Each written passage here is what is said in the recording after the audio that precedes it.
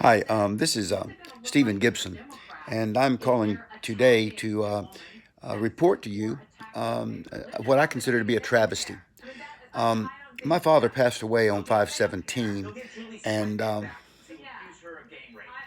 the fact that he was nosocomial death means the doctors killed him hasn't made it any easier. And one of the things that he wanted me to do was to handle the estate quickly and efficiently. And he gave me a list of 37 items that he had to be done. And this was on his last day of his life.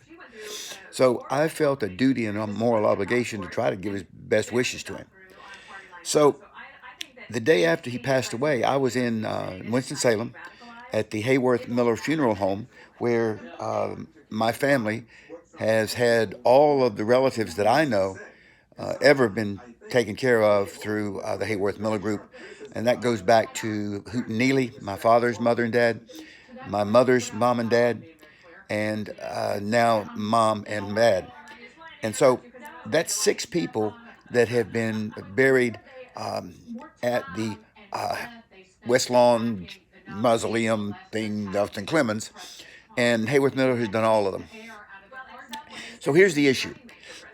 um, on 5/18, I come to speak to the young man who was I guess, my coordinator.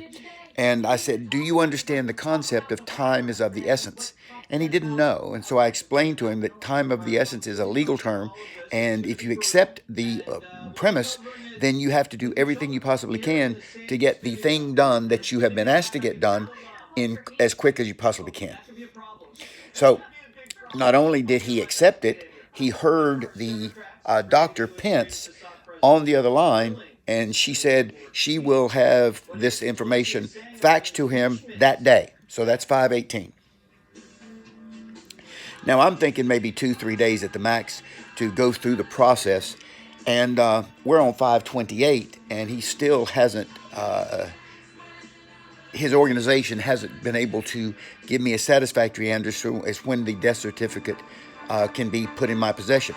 And the reason it's important is from 5/17 to 5/28, the stock market was waffling back and forth, and there was some indication that there might be a major collapse, and it would have cost my father money, which ultimately would have cost me money. But that's not the issue. My father wanted it be done quickly and efficiently. So I became a bit frustrated, and I called to Hayworth Miller, and this is at 3 o'clock, and no, at 2 o'clock, and I said, "I'm coming up there to get your portion of the death certificate completed." And he said, "Well, you can't do that." And I said, "Yes, you can. All you have to do is fill out the top third, and then I will take it to the attending physician, and she will do her portion, and then you take it to the medical certification and the medical examiner, and then the certifier, and then it's taken to the registrar. And there is no legal requirement that the funeral home has to touch any of that. And in fact, I did all of the work necessary to go from picking up this document, and I'll show it to you. It's a certificate of death. And see, there's the first third. And then the next part is under the medical certification. And so that's the guy or gal that says why the death occurred. And then the medical examiner only. And then the certifier works. And then finally, there is a registrar. And once the registrar gives his seal, you have a death certificate, a legal death certificate, and you pay $10 and you can keep them all you want, and you can do your letters of testamentary and do all the things that you need that require a death certificate. So here's the rub. Hayworth Miller held and still on 5/28, they didn't know where the death certificate is, and they told me that it was Iredell County's fault. There was a backlog, there was coronavirus, they had to do snail mail, and they had all kinds of justifications, and I'm accepting most of them as legal justifications, and yet I know that I had completed everything in a period of 7 hours. So once I realized that they were either misinformed or worse, lying, and at this point, when I'm talking with them, I'm assuming they're just misinformed. And I said, "This is what I want you to do. I want you to make sure that everyone in your organization knows that you don't have to have a funeral parlor or organization to certify the death certificate. They're just one of the conduits of the information through the flow. So I set a trap and had on 4 different occasions to ask the people at the desk at the Hayworth Miller, just in general, is there anything I can do to get my death certificate handled more efficiently and more quickly?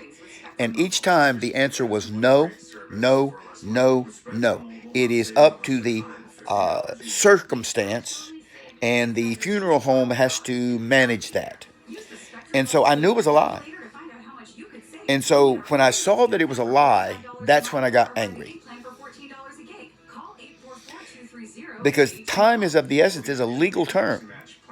And they had a chance to complete it in 7 hours. And from 5:18 to 5:28, they still didn't know where it was. And I don't know whether they actually got a death certificate or not.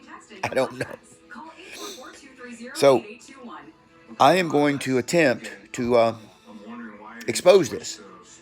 It may be a small thing, and it may be something that most people don't concern themselves, particularly when a time of grief. But I was obligated to my father to close his estate promptly, and he wanted it done as quickly as possible.